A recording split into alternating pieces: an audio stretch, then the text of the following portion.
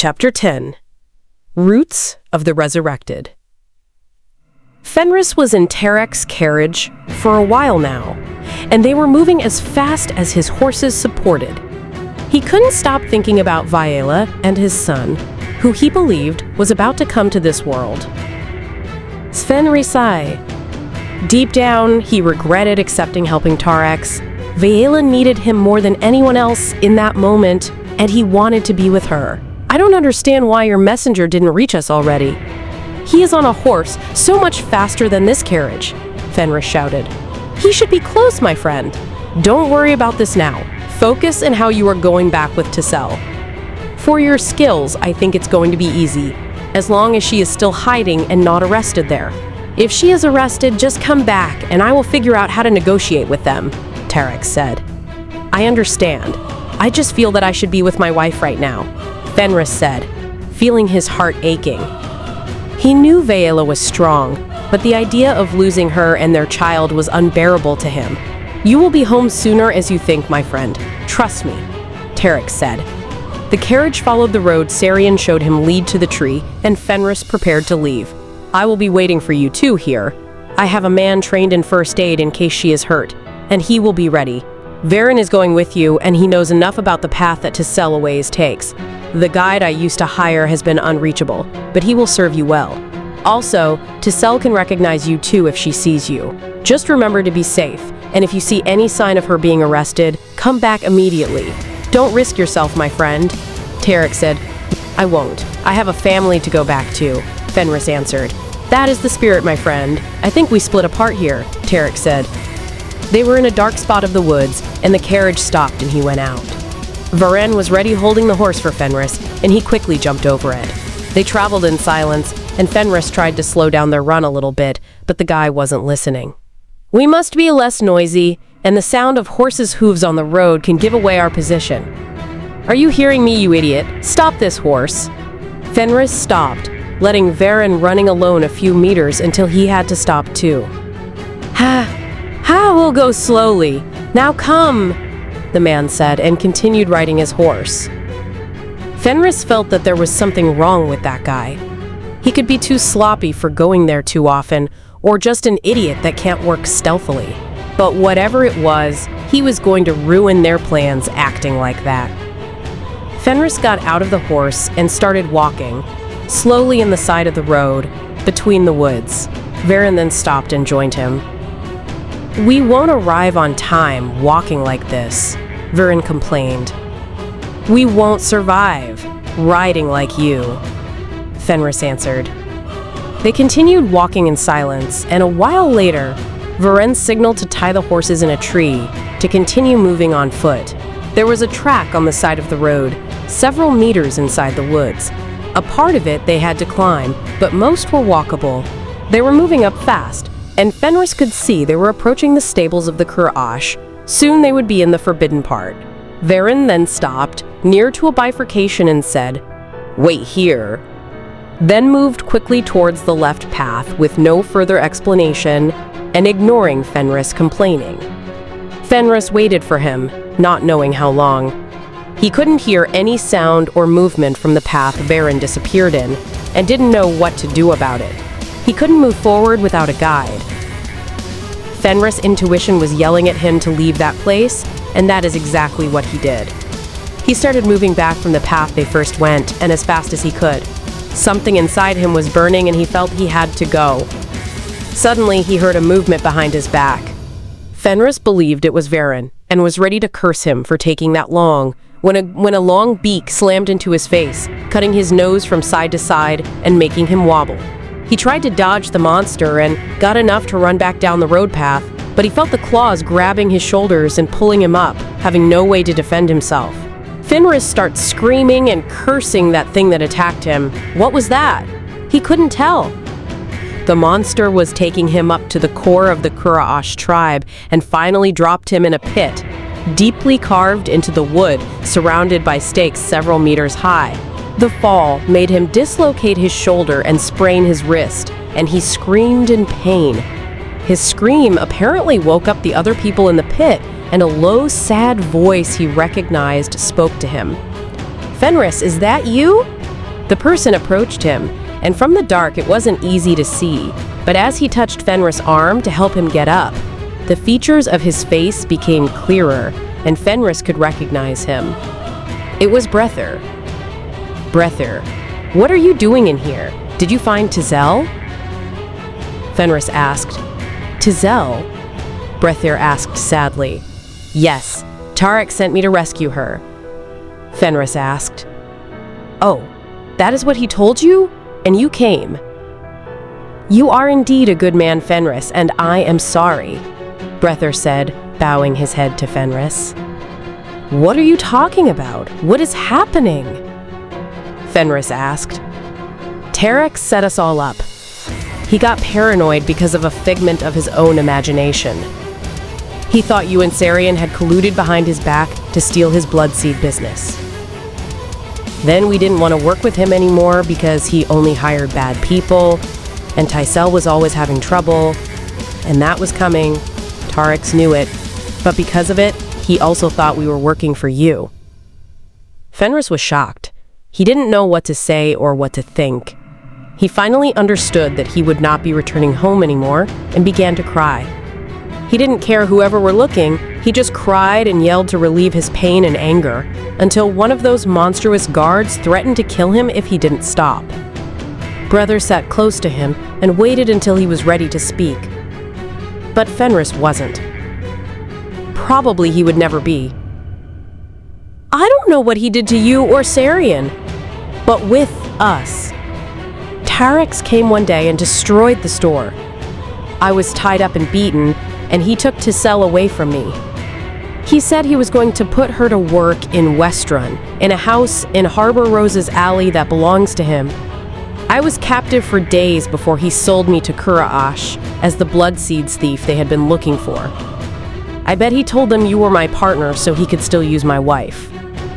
Breather said and lowered his head. Fenris stood up and started yelling at the monsters. Hey, I want to speak!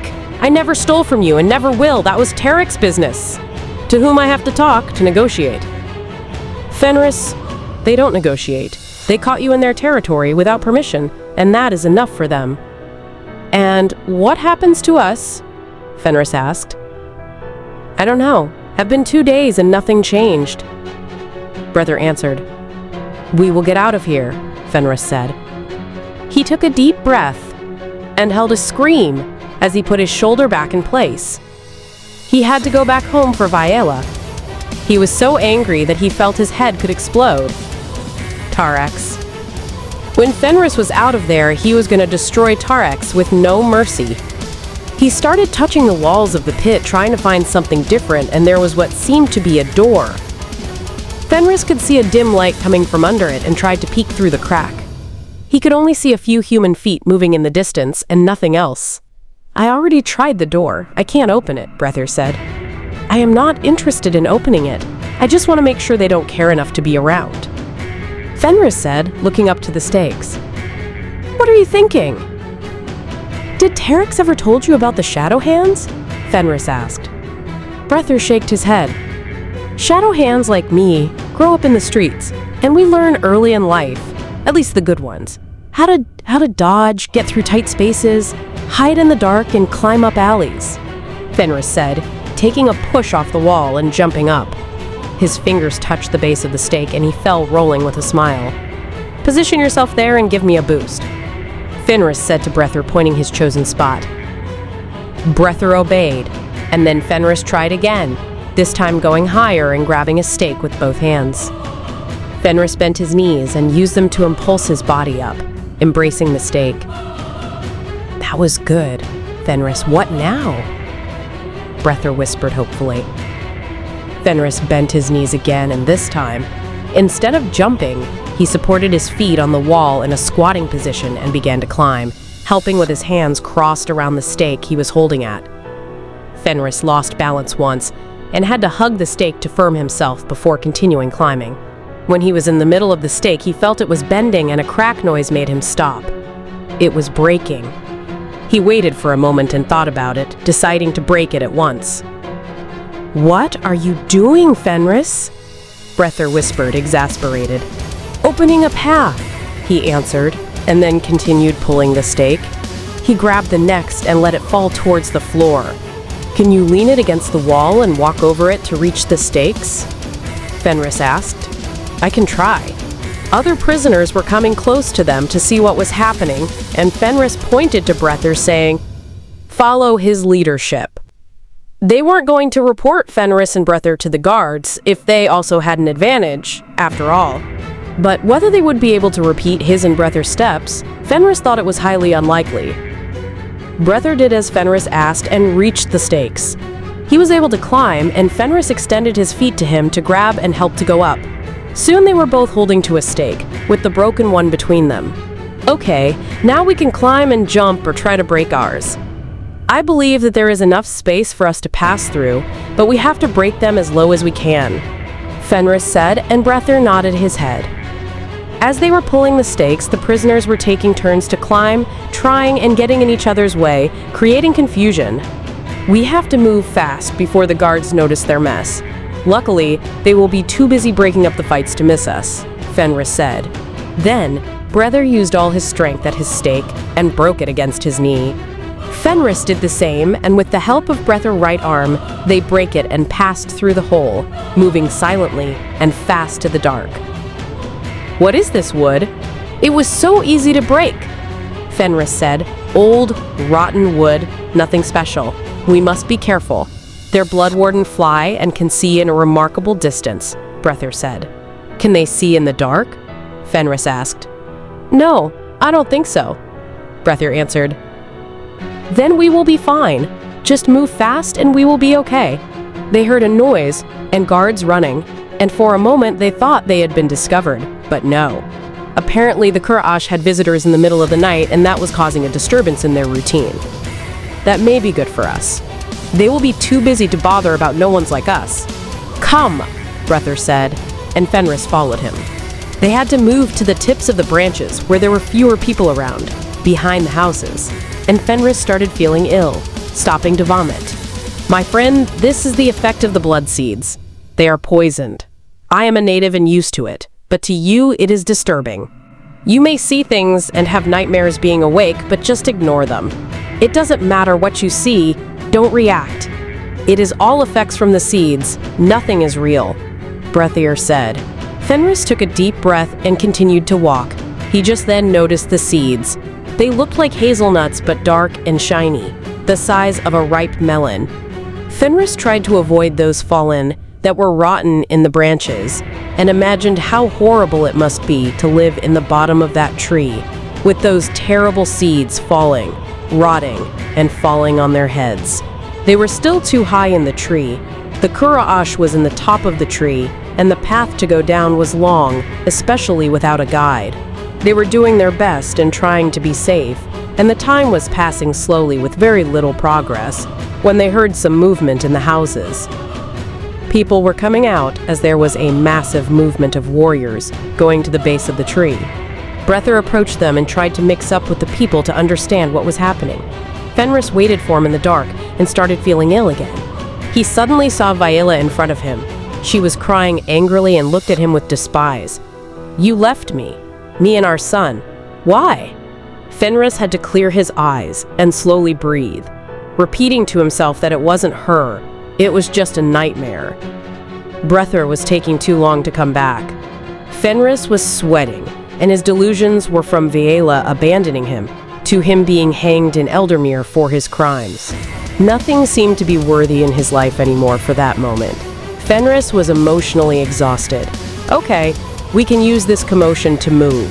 Apparently the Jurnor sent a caravan of messengers to speak with the Elderlight here, and now their blood warden are going out in a mission.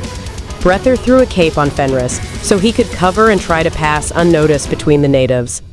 The sun was beginning to rise and they had to hurry up. Fenris needed all his strength to start moving again. They were approaching the crowd when a voice spoke above them. "I smell the stench of a tamrock. Are you the one stealing from me?" They looked up, and there was a vulture, over 10 feet tall, and a scary face that could smile, even without proper lips. "The Reithkin totem," Breather whispered, scared. "We aren't thieves. A disgusting man set us up, but we didn't do it. He did it himself and just blamed us. And got the reward money, Fenris answered. The Wraithkin got closer to him and whispered, "And you walk with the snakes. His wife and children are Girnor, and I am Tamrock. But we don't want to be here. Someone set us up. A common enemy named Tarex," Breather explained, stuttering. Fenris then noticed he had his head down in respect and reverence and mimicked him, making the Wraithkin laugh. "Tarex. I have heard this name today already. Seems like I should punish him myself. About you two. I should let you go, shouldn't I? Please, we have family home. Children, my wife." Breather whispered, and Fenris could tell he was about to cry. "Family especially important indeed. You can go, walk away," the Wraithkin said. "Thank you. We will be eternally grateful," Breather said, grabbing Fenris by the hand. Fenris could feel he was shaking in fear, and they bowed before running towards the crowd to take the fastest path back. At that point, Breather was so desperate that he wasn't even trying to disguise. Fenris didn't ask, just followed him closely. When they were behind the villagers' mass, Fenris felt claws penetrating his skin on his back and chest, digging deep and pulling him up. He could see the people below looking up in terror, and he understood it was the Wraithkin totem holding them. Breathier screamed in fear and pain, and the Wraithkin laughed as he carried them both to the top of the tree. What Fenris saw last was the large nest where the monster lived next to a wooden totem, decorated with the colors of the Kuraash, the one that resurrected the Wraithkin totem from the dead. And now the monster was carrying Fenris around as if he was a slice of rotten meat. Fenris felt the monster open its claws and shake them, while Breather started begging for mercy. Fenris closed his eyes, thinking about Vaela and Elira waiting for him home, and he cried. He let his body weight to feel heavy as he surrendered to the tears, hence the monster finally managed to get rid of them. And Fenris fell,